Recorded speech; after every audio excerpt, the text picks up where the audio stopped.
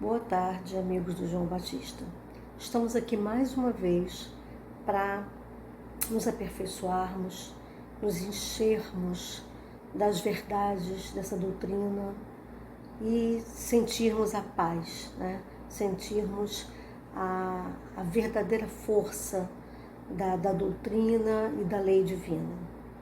Então, para começar os nossos trabalhos hoje, nós vamos fazer uma oração pedindo que os mentores espirituais na casa de João Batista, que os espíritos amigos que estão nos acompanhando, estudando, aprendendo e nos orientando diariamente, derramem sobre nós as forças do bem, que nos abram o coração para novas aprendizagens e que nos orientem na aventura da evolução.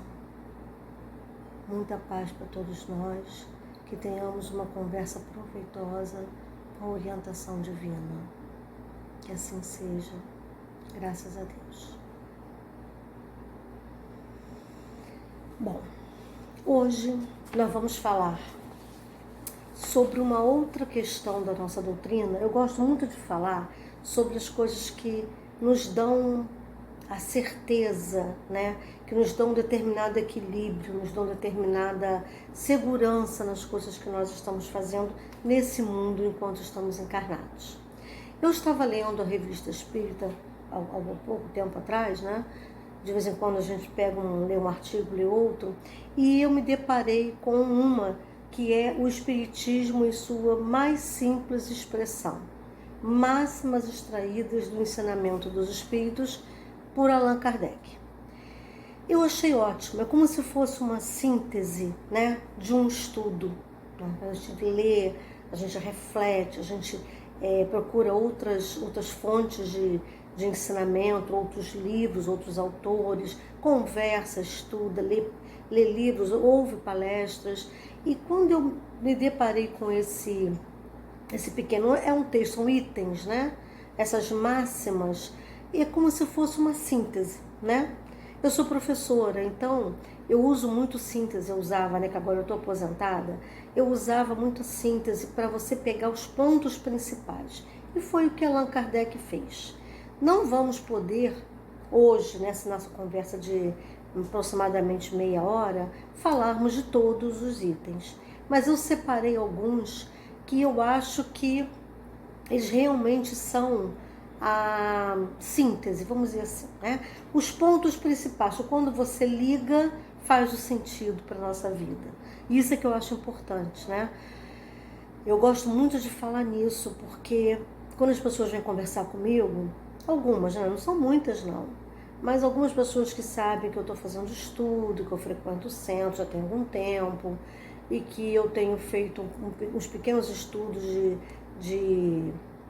feito palestras, né, de conversas com o grupo, e algumas pessoas vêm conversar comigo, fazer uma pergunta, fazer outra, e eu gosto muito de falar que o Espiritismo, para mim, ele é como o óculos que eu usei quando era criança. Eu sou muito míope, e quando eu botei o óculos pela primeira vez, quando eu era bem nova, né, o mundo fez sentido para mim, né? Porque quem é míope sabe que a visão de longe é péssima. Minha miopia, inclusive, é muito alta. Então, quando eu botei o óculos, o mundo entrou em foco, né? Até as folhinhas das árvores que eu via na janela da minha sala fizeram sentido para mim. Não era aquele borrão verde, né? E o Espiritismo, a doutrina espírita, quando eu comecei a conhecê-la, porque eu comecei a frequentar, não por mim, mas por uma outra pessoa muito querida, e eu comecei a acompanhar, e nada é por acaso, eu também deveria estar lá, né? Foi meu caminho mesmo, eu me deparei com óculos, né, da fé, o óculos do Espiritismo, que quando eu coloquei, o mundo fez toda a diferença para mim, fez todo o sentido, a evolução, as diferenças, os comportamentos. Gente, tudo faz sentido quando a gente entende os princípios da doutrina, né? Então, quando eu me deparei com essas máximas, eu falei, caramba, o Kardec estava pensando em dar como é que eu vou dizer, uma ajudinha, né? Nos pontos em que a gente não tem como ter dúvida, porque esses pontos fecham o sentido da doutrina, dos ensinamentos de Cristo, exteriorizados, né, por Kardec, e que a gente já tem toda a condição de entender, né? Então, o que a gente vai fazer? Eu separei algumas, não sei se vai dar tempo de ler todas as que eu separei, mas a gente vai falar um pouquinho de cada. E são as máximas de uma maneira muito clara, muito objetiva, né? Então a gente não teria nem que ter muita dúvida, porque é isso que se estuda e que tem que estar dentro da gente para o mundo fazer sentido, né? Então, a primeira que eu separei foi essa daqui, olha. O objetivo essencial do Espiritismo é o melhoramento dos homens. Não se deve procurar no Espiritismo senão o que pode ajudar no progresso moral e intelectual.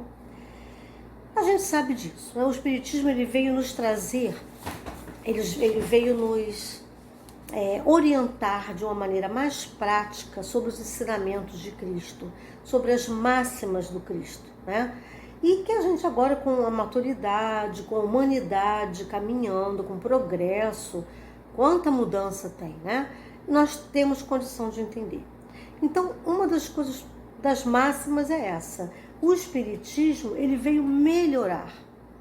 É automático. Se você crê na lei de retorno, se você crê na lei divina, se você crê na lei de causa e efeito, se você crê na caridade, se você crê que a caridade é o caminho, você vai melhorar, né?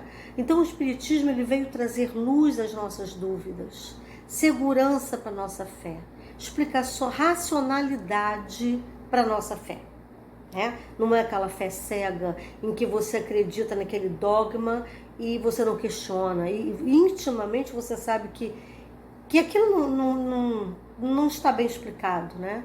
E mais uma vez eu vou dar um depoimento que aconteceu comigo, né? Fui criada na religião católica, como muitos de nós, creio, né? O Brasil é um país basicamente católico, pelo menos era, né? E uma das coisas que assim, me deixava angustiada era quando falava aquela parte de que vai ficar em paz ao lado de Deus para sempre. Gente, eu era criança e aquilo me incomodava, né? Caramba, é muito tempo para sempre, né? Ou ao lado de Deus ou no inferno. Então, assim, quando você tem a fé raciocinada que o Espiritismo nos traz, que você entende que você vai para onde a sua vibração, para onde o seu pensamento te encaminha, que você só vai sofrer as consequências do que você fez, né? Que você tem que se redimir, que você tem que entender e que o crescimento é seu, né? Ou a evolução é sua, o melhoramento é seu, que a cada um segundo suas obras, eu adoro essa frase, tudo se encaixa, né? Então, na verdade, não há nada dentro do Espiritismo que fale diferente disso. Você vai melhorar. Quanto mais você estuda, quanto mais você se aprofunda, quanto mais você entende, né, as propostas, né, os ensinamentos, você percebe que o caminho é a evolução. E você percebe que você é o responsável pela sua evolução. Esse é um outro ponto fundamental que a gente entende no Espiritismo, né? Nós não podemos culpar ninguém, gente.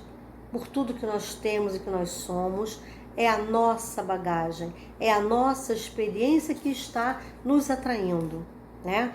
Então, se você é azul, você vai receber azul. Se você joga um roxo, você vai receber o roxo. Então, isso é com sentimento, com pensamento, com as emoções, com tudo. Então, o objetivo do Espiritismo é fazer com que nós, seres humanos, entendamos que nós precisamos melhorar. Esse é o caminho que nos leva a Deus. E não tem outro caminho, não é?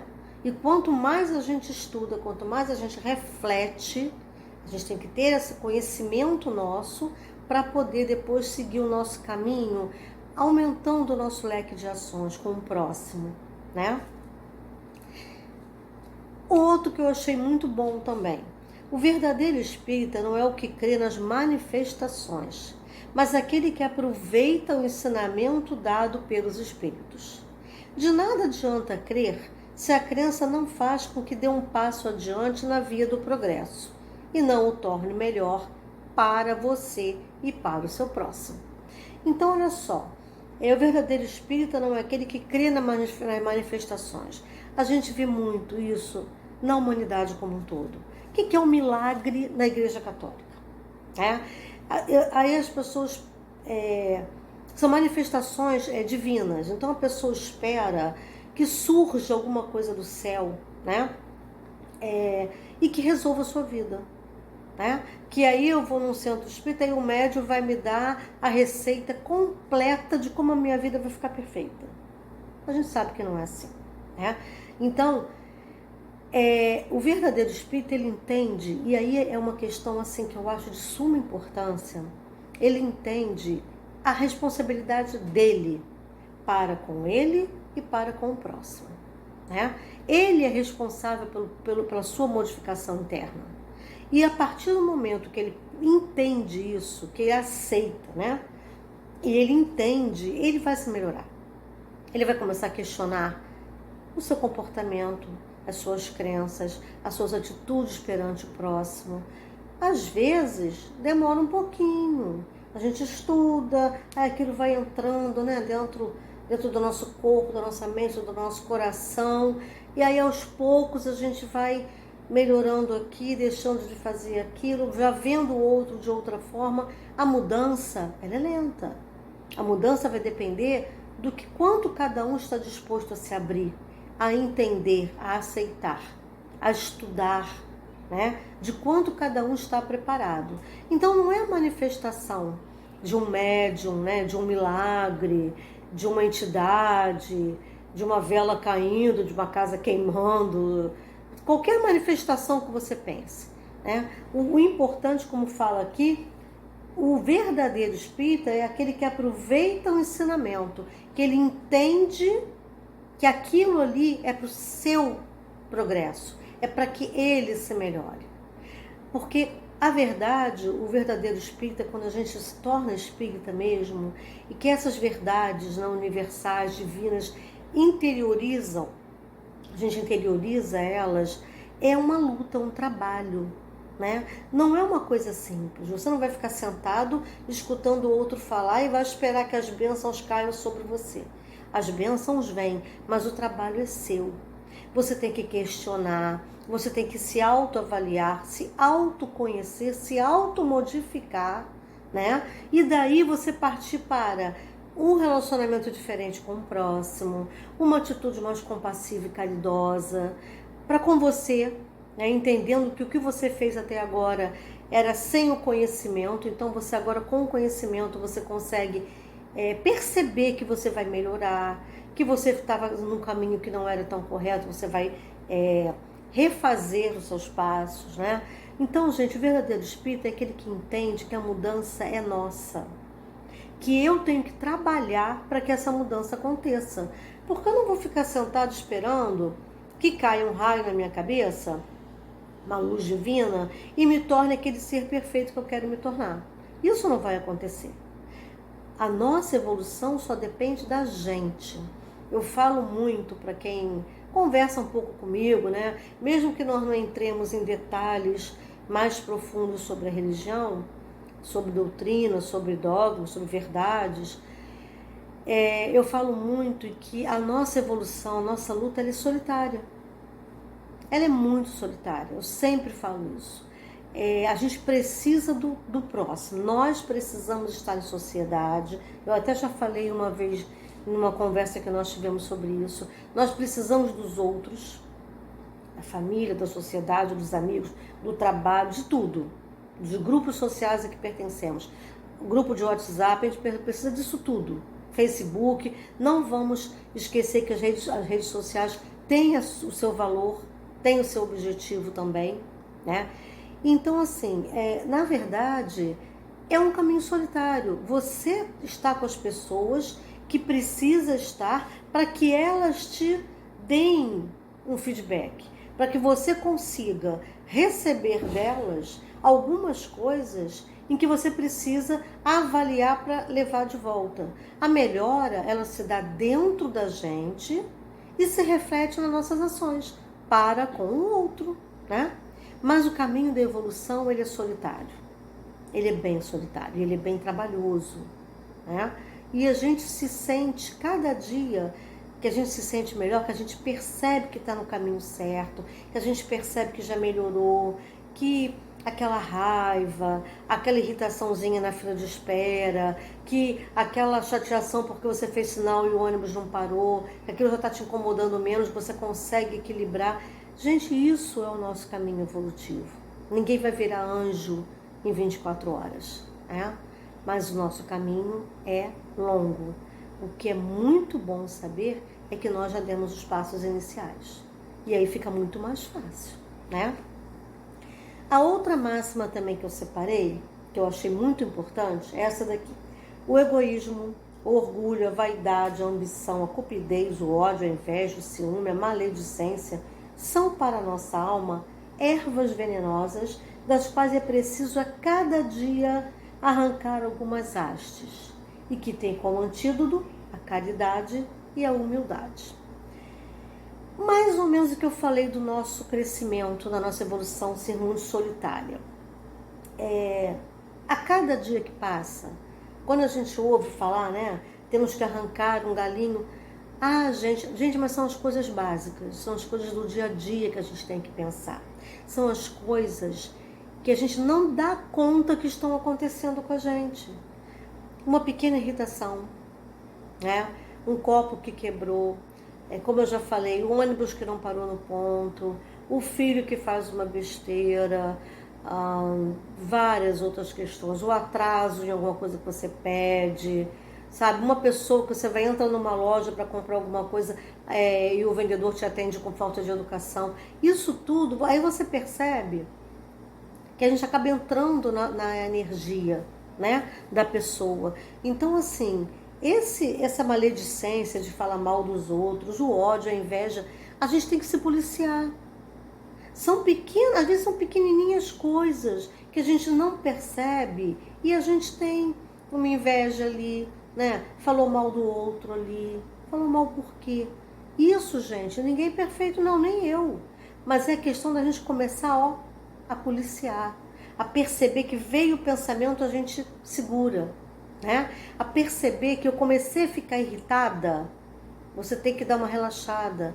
O maior beneficiário vai ser você, com a sua saúde mental, espiritual e física. E automaticamente o outro vai sentir a sua vibração, a sua energia e você vai receber de volta. É muito comum. Só que pra gente, nesse dia a dia louco, né, que a gente vive, que eu estou tentando dar uma boa equilibrada, né, é normal, a gente passa batido por várias questõezinhas mínimas no dia a dia, né, da nossa rotina louca, e você não dá conta de que você poderia ter se segurado aquela irritação, não ter falado alguma palavra de baixo calão, aquela irritação que você fica, aquela coisa, ai meu Deus, ele entrou na minha frente na fila. Então tem horas, não é que você vai virar santo, que você vai deixar tudo acontecer, claro que não. É o equilíbrio nosso. O que a gente tem que pensar é que a gente tem que evitar perder o nosso equilíbrio, né? A nossa atitude benéfica. E automaticamente, quando você começa a ter um pouco mais de tolerância, a palavra que eu gosto muito é essa. Eu tenho pedido muito aos meus espíritos amigos, a Deus, a Jesus, tolerância. Tolerância para com o defeito dos outros e para com os meus. Quando eu dou conta de que eu ainda tenho muito que aprender, que eu ainda tenho muito que melhorar. Então eu peço que eu tenha tolerância quando eu vejo alguma coisa que me angustia, que me irrita, ou alguma coisa que você fala e as coisas continuam acontecendo, a família, né, dentro do dia a dia da família. Então isso é mudança. Isso é o nosso caminho. Não estou falando de coisas gigantes, não, de planos mirabolantes para roubar alguém, não. Eu estou falando do nosso dia a dia. Aquele dia a dia louco que a gente não dá conta, né? Aquele dia a dia que você percebe que tem, no meu caso, tá? Mais uma vez eu vou dar um exemplo. Uma casa grande para cuidar. Então tem dias que eu olho e falo, precisava limpar, mas não vou limpar hoje não. Então, por quê? Ninguém vai morrer. A família continua vivendo e você vai fazer as coisas dentro do que você está com vontade de fazer para ter paz, né? Você vai se liberando, você vai se conhecendo os seus limites de satisfação. E aí quando você fala com o outro vai perceber que você está mais tranquila, que você está mais calma, que você consegue ouvir melhor o que ele está falando, né? É simples, né? É complicado e é simples ao mesmo tempo. Outro também que eu gostei muito de falar só voltando aqui rapidinho no outro, no final diz assim, e tem como antídoto a caridade e a humildade.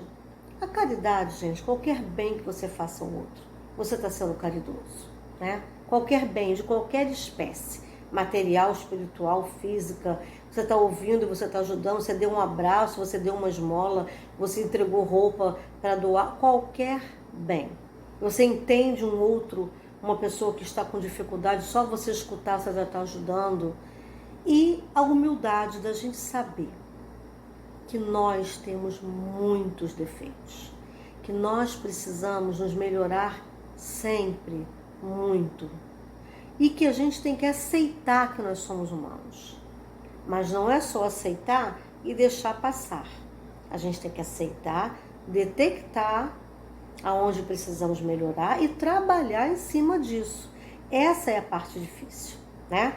Porque até o detectar, a gente até fala, eu sou meio egoísta assim, eu ainda estou muito ligada aos bens materiais, eu não empresto nada que é meu, não, eu quero ter o dinheiro que ele tem para poder viajar. A gente até detecta, mas vamos melhorar. Aí é que entra o nosso trabalho. Aí é que o verdadeiro espírita entra em ação. Quando ele vai perceber, quando ele vai entender que vai depender dele, que o trabalho é dele, né? Bom, nós não temos muito tempo mais. Eu vou ler aqui um outro que eu achei importante, mas não precisa fazer muitos comentários, e vou ler o último, que é um fechamento muito legal. A importância que o homem atribui aos bens temporais está na razão inversa de sua fé na vida espiritual. É a dúvida sobre o futuro que o leva a procurar suas alegrias neste mundo, satisfazendo suas paixões, ainda que às custas do próximo. Ou seja, quando você acha que a vida acaba, que você só tem essa vida, você quer viver ao máximo, quer fazer tudo que você pode, né? E não é assim. Nós sabemos que nós temos essa vida para resgates, aprendizados, melhoramentos, pagar dívidas, e que na vida espiritual a gente vai melhorar e que vamos voltar de novo para continuar o nosso trabalho. Então que as coisas não se encerram nessa vida material, né? Isso é um ponto importante, isso dá muita tranquilidade, né? Então a gente vai ler agora os dois últimos que eu achei que são muito importantes para a gente poder fechar essa nossa reflexão sobre algumas máximas, não são todas, né? Porque aí a gente ia precisar de muito mais tempo. Mas algumas máximas que o Espiritismo nos traz, nos presenteia, né?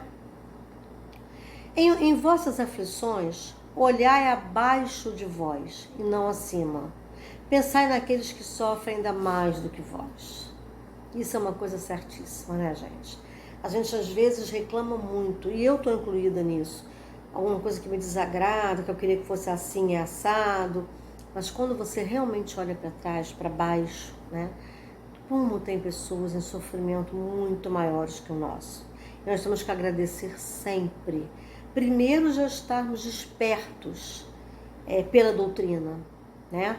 Já estarmos num processo de crescimento, de evolução, de aprendizagem, que muita gente não tem, que ainda estão longe de adquirir. Então, como nós já temos um entendimento que vai nos trazer a plenitude, vai nos trazer a tranquilidade da vida, saber que vamos voltar, que ainda temos coisas a resgatar, que temos dívidas a pagar e que vamos pagar da melhor forma possível, para quando nós voltarmos na próxima encarnação, termos uma mala menos pesada, né? Então, como tem gente ainda muito mais em sofrimento do que nós, né? Então, é muito bom a gente entender isso e agradecer a Deus, agradecer aos nossos espíritos amigos por termos a possibilidade de melhorar, de nos melhorarmos e de percebermos como temos pessoas que ainda estão num caminho mais penoso que o nosso, né? Aí então a gente fala assim da caridade, né? Porque a caridade é a lei suprema do Cristo. Amai-vos uns aos outros como irmãos. Amai vosso próximo como a vós mesmos. Perdoai vossos inimigos. Isso aí dá pano para manga, né? Não façais a outrem o que não gostarias que vos fizessem. Isso é fundamental. Tudo isso se resume na palavra caridade. Essa frase, não faça ao outro o que não quer que faça a você, já resume uma postura correta de vida, não é? Se eu não quero ser agredida verbalmente, fisicamente, se eu não quero ter a impaciência de outrem para comigo, eu ajo com o outro como eu queria que fosse comigo. Olha bem como é que as relações seriam simplificadas ao máximo, que não haveria conflito. Quem quer conflito, né?